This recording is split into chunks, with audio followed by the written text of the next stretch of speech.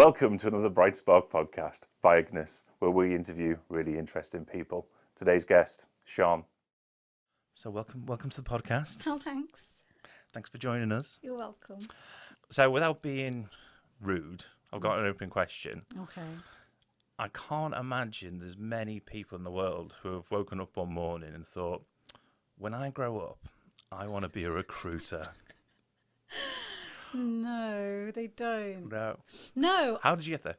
So, I went to uni, did business IT, hated it. But when I left, I wanted to do something in sales. So I started looking at stuff and I was like, oh, I want to be a recruiter because you can help people. I like helping people. A bit too kind for my liking, but I like helping people. I thought, oh, recruitment's great. So I started to apply for recruitment jobs after uni. Couldn't get any because I didn't have any sales experience. So I was like, oh, great. And I just, you know how you have those people that are in health, I was trying to say use credit cards or like Sky, like whatever. Yeah. So I used to sell MBNA credit cards, commission only, based in Manchester. I did it for 6 months because I was like, I need some sales experience. Then after that, I got my first recruitment job. It's just, I like helping people, but I also don't like just sitting all day. And you get to see clients and do fun stuff. So yeah, that was my reason. So okay, excellent. Been looking over your LinkedIn profile. I mean, I've known you for quite a few years, but for the podcast, had to do some more research. You've had quite a impressive list of organisations that you've worked for. Lots of different roles, and you can see progression, sort of team leadership and sales exec, the recruitment executive. Yeah, they're all between sort of 1 to 2 years generally. No, I'm not. Well, you TechWaves, your own business, it's been 5 years going strong, doing really well. What's the difference for you between the two? Why is your business a success compared to other organisations? We've talked about this before, haven't we? Yeah, a little bit. And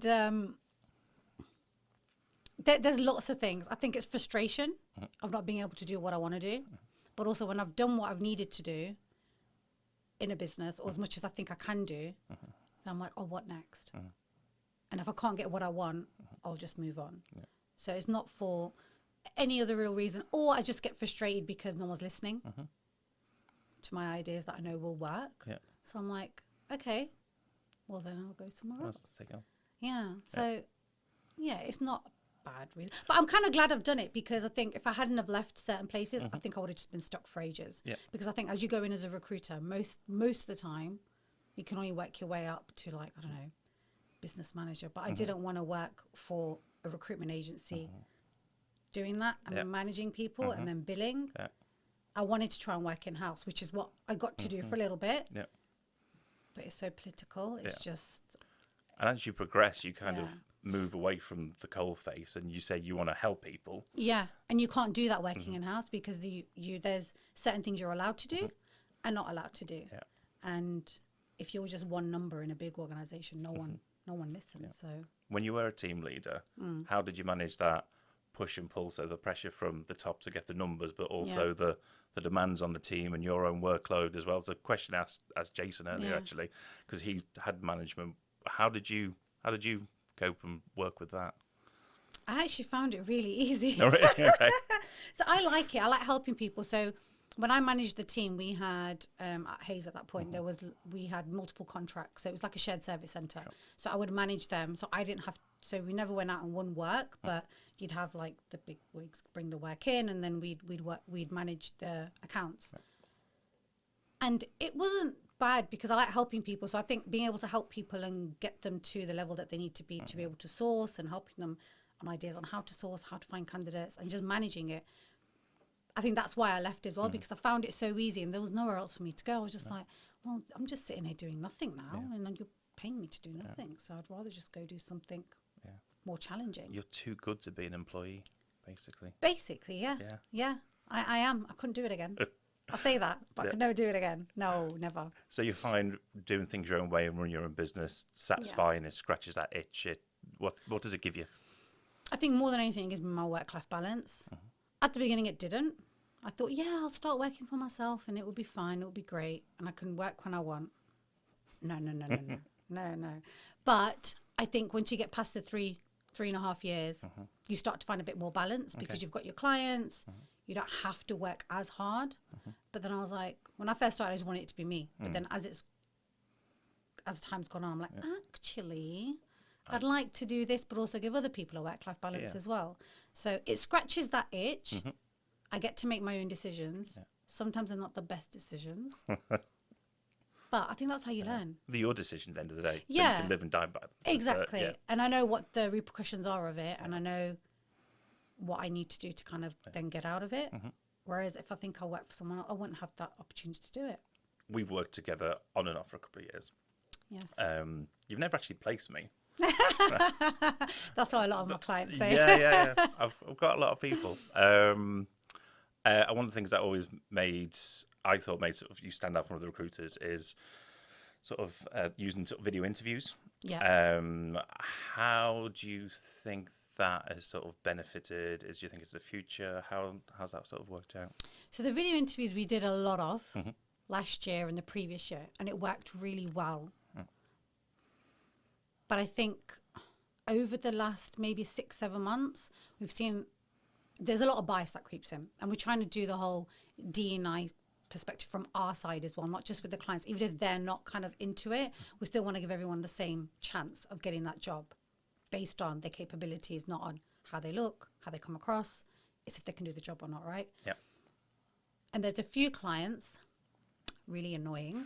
You don't have to name names. I'm not going to name them, but I know what they're like. So if you know, I know if I video interview someone and they say something in a way that maybe they've answered the question, but maybe it's not the way they wanted them to, and then I probe, they don't like that. Right. Or if it's the way they're sat and they're not looking at the camera. Some people don't like looking at the camera when they're talking, and that's fine, but they don't like it. So we've kind of stepped away from video interviews from the clients that we know can be very biased. Okay. I'll give you an example. So recently we placed a candidate. I did a video interview with him, and there's no way that client would have hired him at all. I can tell you that straight. But I thought, do you know what? I'm just going to send him a report instead. So I said, look, we had issues, technical issues. Here's the report. This is basically verbatim of what he said. He went in for an interview, he hired him. But I know if I'd sent that video interview, there's no way he would have hired him based on the way he was coming across on video. But not everyone comes across great on video at all. So I think it's just people making judgments and biases. So we're trying to move away from that.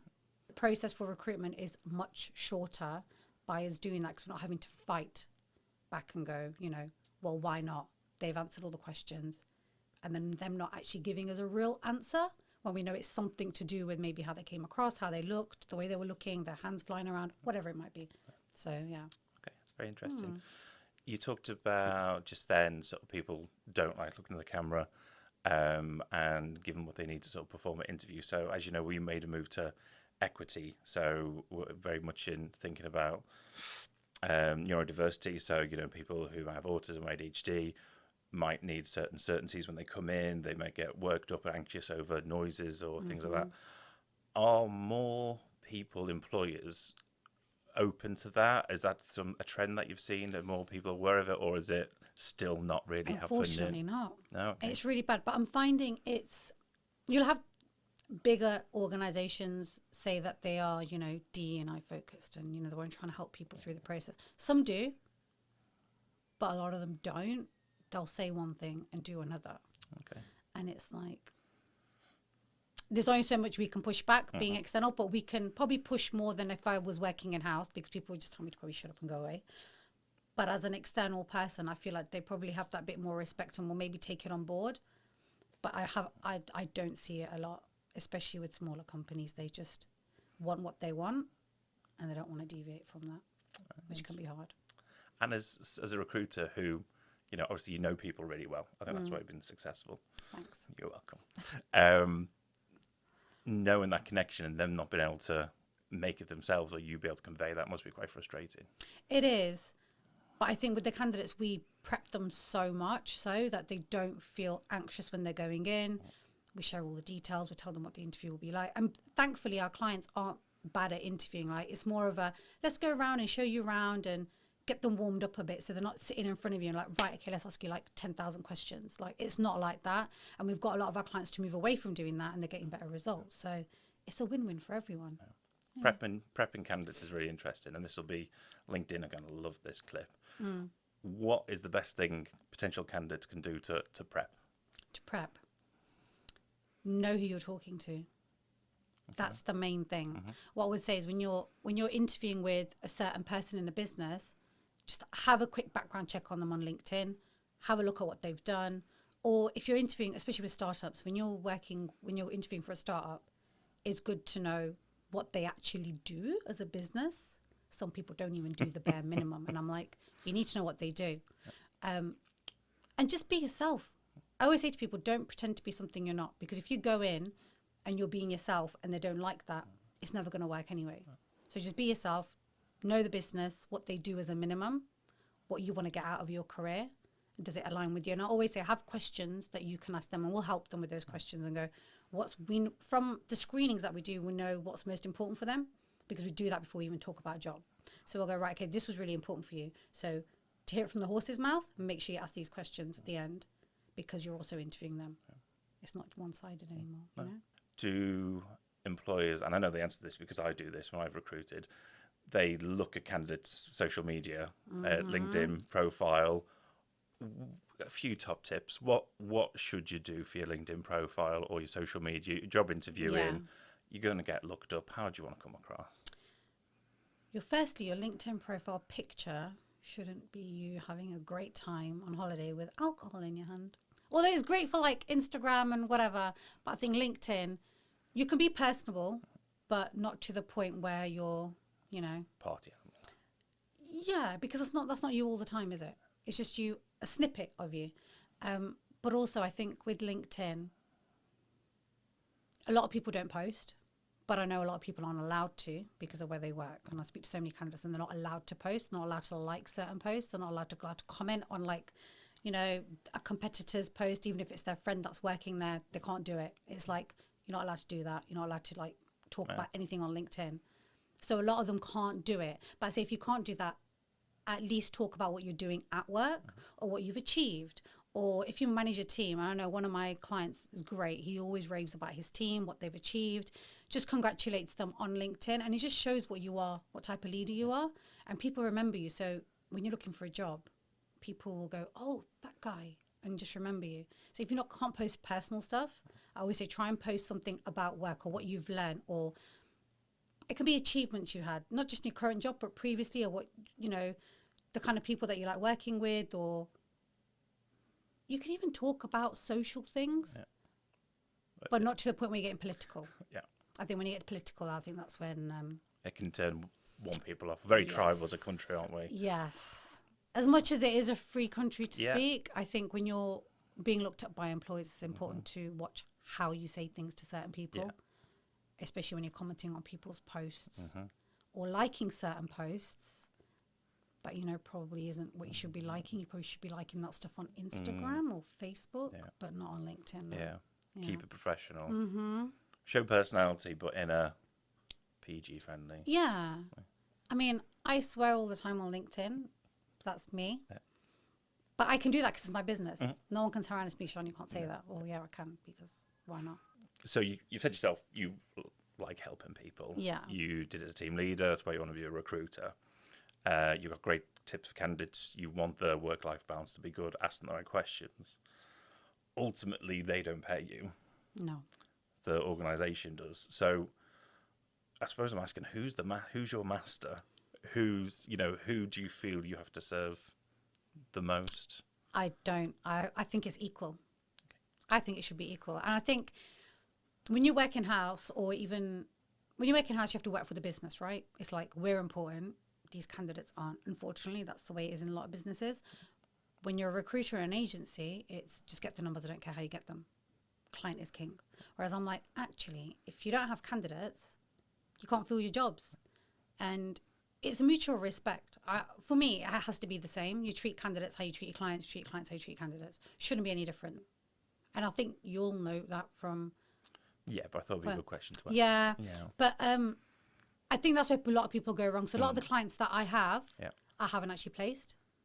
But it's because of how I treated them through other processes. It works. Not just for me to win business, but also I'm like, they're people at the end of the day. And if they're going to be moving, it's their livelihood, their mental health. Because you'll work a lot, right? And if it's not the right fit, then why would you even put them forward? So, yeah. So working with suppliers, I think personality already works. Yeah. People click, you tend to go back to them, and yeah. you know, I mean, I've clicked with people and they've done a terrible job in the past. I've not gone back to them, Yeah. but you know, there's a lot that's going there. You tend to hire, I'd say, more on sort of personality than necessary direct skill set and a general ability. Yep. Why do you think that works? People can learn, right? You can pick up a skill, but you can't change your attitude or your personality, unfortunately. Sorry, Neil. But saying that, a lot of the clients that we work with, when they give us, you know, a brief, when we take a brief, we'll go, right, what, you know, go through it all and we'll go, right, okay. If we can find someone who has 70% of that, would you still look at them? So we'll ask for the top 3 things, not the top 7, 8 things that they have on their list. We're like, top 3 things, and the rest that can be learnt within, I don't know, 3 to 6 months. Because when you rather have that person who has, you know, who's willing to grow and be challenged, can also grow their career, it has to be mutually beneficial. You can't hire someone who has everything and then not offer them anything. So having someone who maybe doesn't have everything but has the right attitude, it works so well. And they end up staying for years and years. It just makes sense to me. So. And when you go to an organisation, they've got a job spec or they give you a brief, what are the things that stick out that are quite probably common that you think, no, you don't want to include that, that shouldn't be included? Oh, yeah. The desirables should never be on a job spec. Okay. So when we work with our clients, we never send the job spec out to the candidate. We'll send them the briefing that we've taken. So we'll put a little document together and send it over, because the job description is rarely ever right. They'll go, oh, I just, you know, pulled things off. They'll go, oh, no, we don't need that. Oh, I didn't realize that was on there. I'm like, where did you get this information from? Oh, I just pulled things off Google and I made one. And that's what most people do. Really? Unfortunately, yeah. They don't sit and actually write a spec. They're like, oh, what's most close? We'll just pull things together and, oh, this is what we need. And I'm like, do they really need a master's degree? Oh, no, I don't know why that's on there. Okay, but you've put the advert out previously with it on, which is why you probably had no applications either. So it's so important just to take those bits out. You don't need it. That's why I always say, what are your wants versus your needs? Because you could want everything. What do you actually need them to do? And the rest can be taught. Yeah. And we're engineers and we work on a spec sheet, so we need a specification before we can start any body of work. Yeah. It's pretty much the same, right? Yeah. Yeah. Same thing. Same. So you mentioned education, people thinking they need someone with a master's or a bachelor's degree or even A-levels. Yeah. How important is that, especially as candidates get older? Not at all. And I say that because every client I speak to, when I ask them, they usually go, oh, yeah, we ideally want someone who's got a degree. And I'll go, but why? Why do they need a degree if they've got 3-4 years experience? If they've got the work experience, why does a degree matter? And they can never answer me. They can't actually come up with an actual real answer. And I'm like, okay, but if you find someone who can do the job and who can fit in well, maybe you can teach them 20% of the role. Are they not worth your time and money? Oh, yeah, actually, we'd consider it. So I think it's just educating clients. Sometimes when you don't, and I never used to push back when I used to work at an agency. Sure. It was like, okay, whatever they say goes, because it's client's king, never, you know, what they say is what they want and you have to go find that. But I'm like, actually, no, because if you don't actually need it, then why are you asking for it? And as you get older, you don't need a degree. It doesn't matter. I swear to God, people would rather have someone in who has the experience, hands-on experience of working, than someone who's got a degree with no experience or is not as capable as someone who already has experience. So you could have someone who has a degree and same amount of experience, but the guy without the degree is more capable and a quicker learner and is able to just get on with things. They're going to hire this person. So I don't think I've honestly ever been asked for a copy of my degree in any job. No. And I'm like you, I've had loads of them. Yeah, no one asks for it. Yeah. You could say you have one and don't do this, but you could say you have one and just not give it them because they don't really check, do they? No. Which I think is awful. But I think when it comes to accreditations within engineering, they'll probably ask for those. However, like I said, it doesn't, as long as you can do your job and you can do it really well, people aren't that bothered anymore. So if you were to advise someone who's finished A-levels or even GCSEs, Yeah. you've got universities now with huge fees. I mean, 6-7 times the amount I had to pay when I went, versus someone who could, go into a paid apprenticeship. Yeah. Without any sort of bias for you, what would your general sort of advice be? Is it a monetary thing? The experience of university worth that? Is the degree worth that for the career versus hands-on experience? What would be I your think there's advice? benefits. You've got a daughter. Yeah. What's your advice? Tell the kids. See, if I had to tell my child, Yeah. and I say it to my cousins all the time, do an apprenticeship, make some money. But I think a lot of people get put off apprenticeships because a lot of people go to uni for the uni life, the freedom, but it's like you can still do that, but a lot sooner if you were to just do an apprenticeship. Then the apprenticeship gives you more options, because when you go into an organization, you're not just stuck doing one job. You get to have a feel around, different departments, so you can see actually which one do I enjoy most, rather than going through your whole degree, figuring out you're not actually interested in half the subjects you're doing, and then going out into the workplace and going, oh, but I want to do this and I want to be paid X amount, but you're not going to get 35 grand. Yeah. Sorry, with no experience. You need to kind of start from the bottom. Yeah. And I think people who go to university are sold that dream of get a degree, get a job. And that's not the way, unfortunately, that's just not the way it is. People want to hire people who have experience. Whereas you do have larger companies, I would say, who do the graduate schemes, sure, which works really well. But you're fighting against thousands of grads. All the other grads. Yeah. So why not do an apprenticeship, earn your money, understand which parts of engineering you actually enjoy, and then you can stick to that one aspect that you love. Or if you like multiple things in startups, people like, multi-skilled engineers that can do, a bit of quality, a bit of production, or whatever it might be. Yeah. So it gives people more options, I feel. Yeah. So I'd always say probably leaning towards apprenticeships. Yeah. Yes. You always tell the candidates to ask questions. Yeah. Yeah, sure. Look always interested, do the research, don't turn up unprepared. Mm-hmm. What are 3 red flag questions that they shouldn't ask an employer? 3 red flag questions? Yeah, because you can coach the candidate, say, have some questions prepped. Yeah. They go away. I mean, I can think probably maybe 1 or 2, but, what would you avoid? Red flag questions. Yeah. See, I asked them to just be honest and ask all the questions they want. Okay. Because I feel like if they ask a red flag question in an interview, is that what they're going to be like when they join the business? Okay. And you don't know, do you? Whereas if you prep the candidates and say, don't say this, don't say this, don't say this, and they don't say it, but then they go into the workplace and they're a totally different person, then you're a bit taken back, like, but they weren't like this in the interview. Yeah. So you can prep them to do the right things for them. So I'll never tell them the answers of this is what you need to say. It's always, these are the questions you need to ask to make sure it's right for you. Make sure you ask them. But I never say don't say anything. I mean, for instance, a lot of people say don't ask about the money. But I'm like, if you want to ask about the money, ask about the money. If you want to ask about the progression, ask about the progression. But you can't just ask about the money. How do you think you're going to get that money?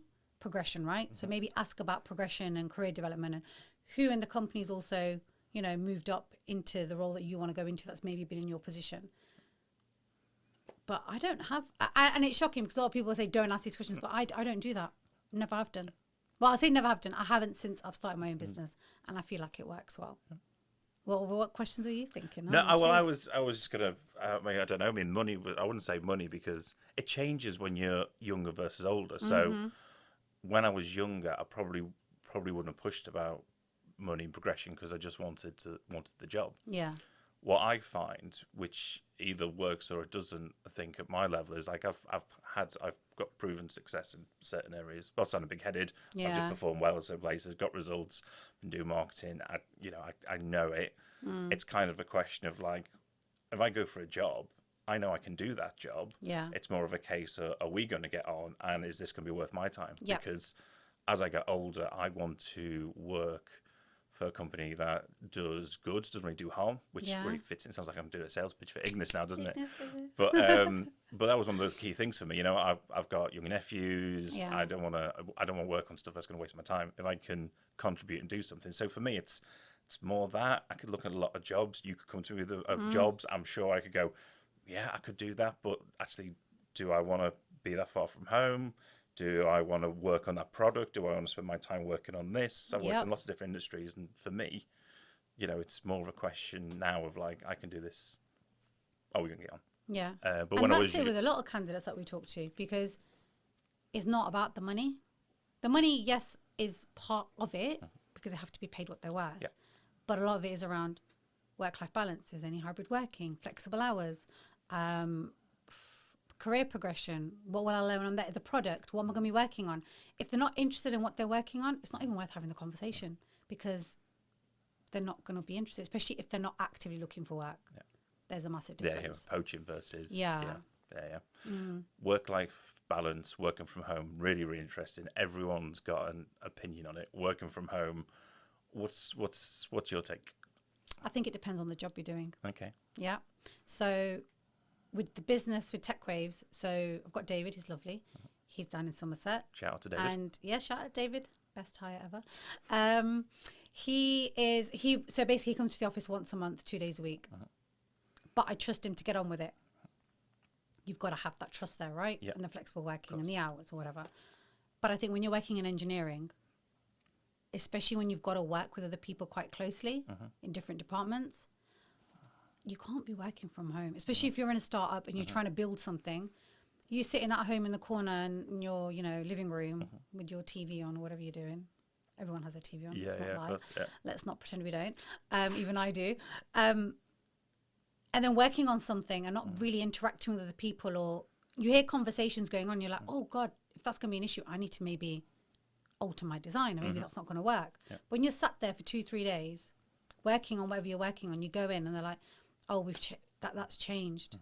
Because you don't have meetings in some places, do you? But if you're doing that from home, you're not talking to people. If you've got a problem, if you're like in the production floor or whatever, you can just bump into someone and ask them a question. But when you're sat at home, you have to wait for someone to reply to your Teams call. They might not have any reception. They might be in a meeting. Things can get done so much quicker. And I think it's so important understanding that you need to have that balance where I feel like the older generation do get it, and they much prefer being in than at home. Yeah. Whereas the people coming up through ranks, a lot of them want but I can work from home 2 days a week. It's like, you can, but what are you actually going to give back to the business by working from home for 2 days a week? It doesn't work for every business. Some businesses it does, but again, if you're working in a really high volume, fast paced business, I feel like you need to be in more than at home. Employers who don't like people working from home, not saying all cases, do you think some of it's a trust issue? I think it's more of a control issue. Right. I wouldn't even say it's trust, because through COVID, it was proven that people can work from home and still get their job done, right? I think it's the more of they were pushed into that and they didn't like it. No. And now it's like, actually, no, everyone's coming back in. And it's like, but why? And they haven't really got a reason. It's just all fluff. I just think it's a ego control play. Everyone needs to be in the office. You have to be seen, which I partly get, being seen. I don't think, unless you're being seen by the right people, you're ever going to get that promotion. So you've got to be really tactical if you're working from home and how you get and how you're seen by those people that would be progressing you up the ranks, saying, oh, they're doing a brilliant job, they've done this. Because if you're not in the office, you're not be able to say you've done it. People aren't going to know you've done it. It's hard, I think. Yeah. I think with there's a lot of senior people as well, it's when you get to that seniority with sort of direct level, a lot of your actual job is interacting with the team, having face-to-face meetings. They know they can't do their job without people in, or they have to be in. And it's kind of well, if I'm in, I need this for my job. Everyone else needs it for their job, potentially. Yeah. I mean, I know a lot of directors that probably work from home more often than not, but their team need to be in. Yeah. Yeah. Really? It's crazy. Yeah. I always find the higher you go up, the more flexibility there is. There's more leniency. Yeah.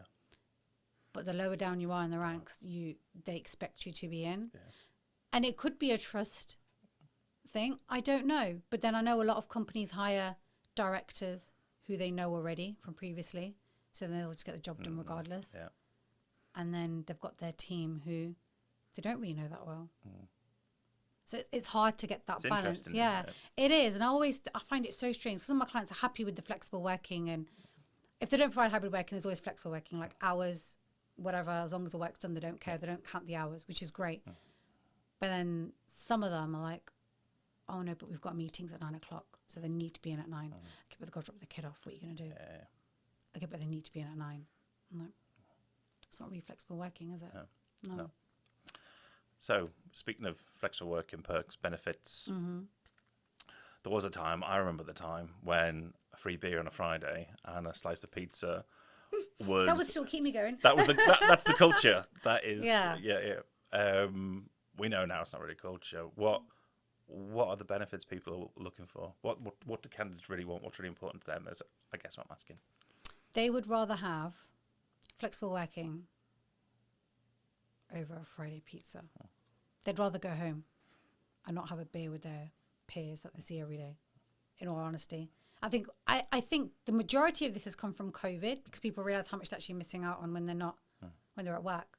So most people just want to go home after a week of work, on time, not do silly hours, and just have a work-life balance. That is literally what people ask for. First question, is there flexible working, hybrid working? How many days from home? Otherwise, they don't entertain the conversation. And you're like, okay, well, the pension's a bit better. Yeah, but I'm not retiring for so many, it doesn't really matter to me. Yeah. Healthcare probably is one that a lot of people do like for their families. But other than that, honestly, flexible working, hybrid working is like the only thing people care about. I think a lot of people as well, over COVID, invested more in their home. So I know friends who really got into gardening. I've never given it up. They've now got, allotments and grow their own veg. I know people sort of got back into crafts, painting, even like gaming. And I think people got back into that, and they're now drawn as well back to more of that home life because they've invested in it. Yeah. Whereas they didn't invest at the same level as before. No. And a lot of people that I know that I've placed have got young kids. So for them, like, I want to go home. I want to be able to pick my child up. Yeah. I want to be able to go to the school plays. Yeah. And that's what it is. Yeah. It's crazy. Even you've got, people who are in the older generation, got their grandkids. They have them on certain days. So they're like, actually, I need to be home at this time. It's crazy how times have changed. Yeah. So different to like 3 years ago. 3 years ago? When was COVID? 2020? Well, they've got young kids, 3 years ago. That's why they've got the young kids, because there's nothing else to do over COVID. Have kids. I know, baby boom or what, right? I was thinking that, actually.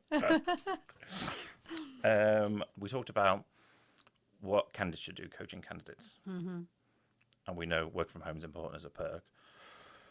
If you could speak out now, I mean, this will be going out on the World Wide Web. What do organisations need to do to attract the best talent? Get rid of their job specs. That's an internal document, and it frustrates me because they just stick that out as an advert, put a bit of blurb on top, and then they just stick it out. Candidates don't read something, and you know this when you're scrolling through the news or whatever. The hook gets you, right? You're like, oh, what's that about? And you start reading it. On a job description, is no one going to click on it and actually apply that is actually interested in that job? They've either applied for it because they were like, oh, it's kind of what I do, I'll just apply, so I don't really know. Whereas when we do our adverts, they're very geared towards the business and what's in it for the candidate. Because apparently people don't even want to do if something's in it for them, right? Human nature. Sure. No one's going to apply for a job where they look at it and go, oh, I hate that, but I'm going to apply for it anyway. So it's just about being honest. I think understanding what's in it for the person that wants to join, being totally transparent. If it's, a really shitty situation they're going to walk into, you need to tell them it's a shitty situation, because that will put them off applying in the first instance. Or it might attract someone.